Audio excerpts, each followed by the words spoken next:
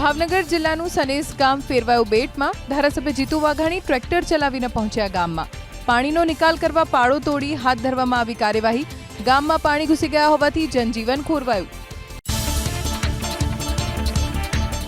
વરસાદી પાણીમાં પલળી ગયું સરકારી અનાજ. મુશળધાર વરસાદ બાદ નદીના પાણી ફરી વળ્યા સનેસ ગામમાં ઠેર ઠેર જળબંબાકારની સ્થિતિ.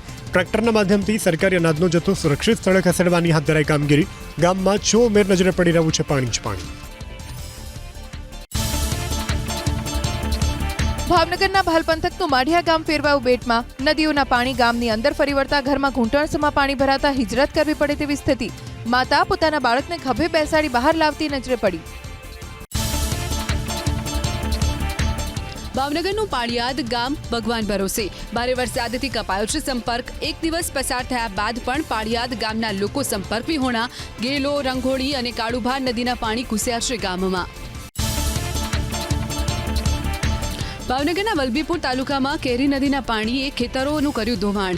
નસીદપુર ગામે નદીમાં ઘોડાપુર આવતા 10 વીઘાનું ખેતર બેટમાં ફેરવાયું. ખેતરો પાણીમાં ગરકાવ થતા ખેડૂતો ચિંતામાં.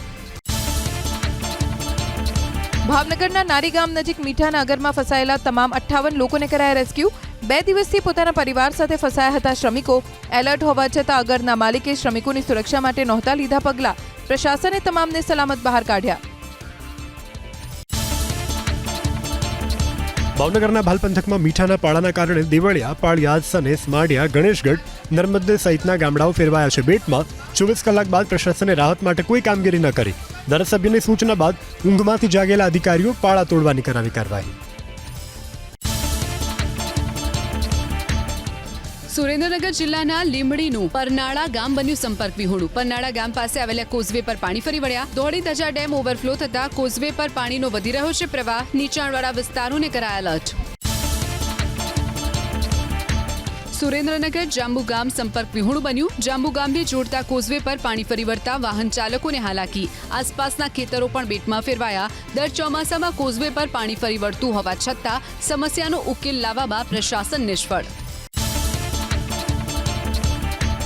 સુરેન્દ્રનગરની ભોગાવો નદીનું ઘટ્યું જળસ્તર. આસપાસના લોકોએ લીધો રાહતનો શ્વાસ. કોઝવે ફરી શરૂ કરવામાં આવ્યો. નદીના પાણી ઉતરતા રસ્તાનું ધોવાણ સામે આવ્યું. સુરેન્દ્રનગર પાલિકાના શાસકોના પાપે રહીશો થયા પરેશાન. ભોગાવો નદી 2 કાંઠે વહેતા નીચાણવાળા વિસ્તારોમાં ઘૂસ્યા પાણી. લોકોના ઘરના આંગણ સુધી પાણીએ જમાવ્યો અડ્ડો. મહાનગરપાલિકાની ટીમે પાણીના નિકાલ માટે કોઈ કામગીરી ન કરતા લોકોમાં રોષ. વરસાદે વિરામ લેતાની સાથે સુરેન્દ્રનગર મહાનગરપાલિકાએ હાથ ધરી કાર્યવાહી. પાણી ભરાયું હોય તેવા સ્થળે પાણી નિકાલની કરાઈ વ્યવસ્થા. આ સાથે જંતુનાશક દવાનું કરવામાં આવ્યું છંટકાવ. 30 ટીમ બનાવી મહાનગરપાલિકા જોડાઈ કામગીરીમાં. બોટાદના રોહિશાળા ગામ પાસે ગરનાળું તૂટ્યું. પાડલિયા નદીના ધસમસતા પ્રવાહના કારણે ગરનાળું તૂટી પડ્યું. ધરોઈ જવા માટે લોકોને 15 કિલોમીટરનો ફેરો ફરવાનો વારો આવ્યો. પ્રશાસને નાળાના સમારકામ માટે શરૂ કરી કામગીરી. ગીર સોમનાથ જિલ્લાના સુત્રાપાડામાં બુધવારે મેઘરાજાની સવારી આવી પહોંચી. સતત 3 દિવસથી સુત્રાપાડામાં વરસી રહ્યો છે વરસાદ. ગીર પંથકના ગામોમાં વરસાદી વાતાવરણથી ઠંડક પ્રસરી. ગીર સોમનાથ જિલ્લાના કોડીનારમાં ખાબક્યો ધોધમાર વરસાદ. દીવમાં પણ વરસાદની પધરામણી. છેલ્લા 3 દિવસથી સંઘ પ્રદેશમાં છવાયો છે મેઘાવી માહોલ. દીવ અને ઉનાના ગ્રામ્ય પંથકમાં પણ વરુણ દેવે વરસાવ્યું હેત. ગીર સોમનાથમાં મેઘરાજાના મંડાણ. કોડીનાર, વેરાવળ અને સુત્રાપાડામાં મન મૂકીને મેઘરાજા વરસ્યા. કોડીનાર શહેરના રસ્તા પર જોવા મળ્યો જળનો જમાવડો. પ્રથમ વરસાદમાં જ પાણી ભરાવાની સમસ્યા ઊભી થતા પાલિકાની નબળી કામગીરીના ધજાગરા ઉડ્યા. મોરબીમાં સારા વરસાદની અસર. મચ્છુ નદી 2 કાંઠે વહેવા લાગી. મચ્છુ 2 ડેમમાંથી છોડાયું પાણી. ડેમમાં 11,724 ક્યુસેક પાણીની આવક. જૂનાગઢની આસપાસના વિસ્તારમાં વરસાદ. કેશોદ, મોવાણા અને જૂથલ ગામમાં ધીમી ધારે વરસાદ. વાવણી લાયક વરસાદથી ખેડૂતોને ફાયદો. જૂનાગઢ જિલ્લાના માળિયાહાટીનામાં મેઘરાજાની ધમાકેદાર બેટિંગ. અકાળા, વીરડી, જલંધર, અમરાપુરા, તરસીગડા સહિતના ગામમાં વરસાદ. વાવણી લાયક વરસાદ વરસતા ખેડૂતોમાં ખુશી.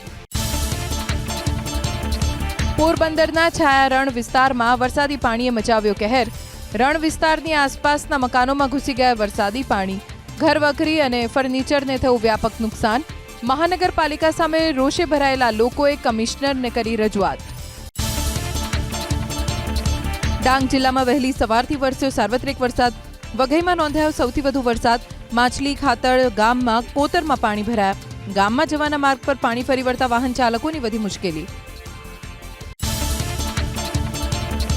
રેડ એલર્ટની વચ્ચે ડાંગ જિલ્લાના તમામ તાલુકા ભીંજાયા. સારા વરસાદથી ડાંગનું કુદરતી સૌંદર્ય સોળે કળાએ ખીલી ઉઠ્યું. આહવા ઘાટ માર્ગમાં આવેલા શિવઘાટ અને શંકર ધોધમાં પાણી વહેતા થયા. પ્રવાસીઓએ માણ્યો કુદરતનો અદ્ભુત નજારો. દીવમાં છવાયો વરસાદી માહોલ. તેજ પવન સાથે વરસાદ વરસતા વાતાવરણમાં પ્રસરી ઠંડક. દરિયાકાંઠે વાતાવરણ બન્યું આહલાદક.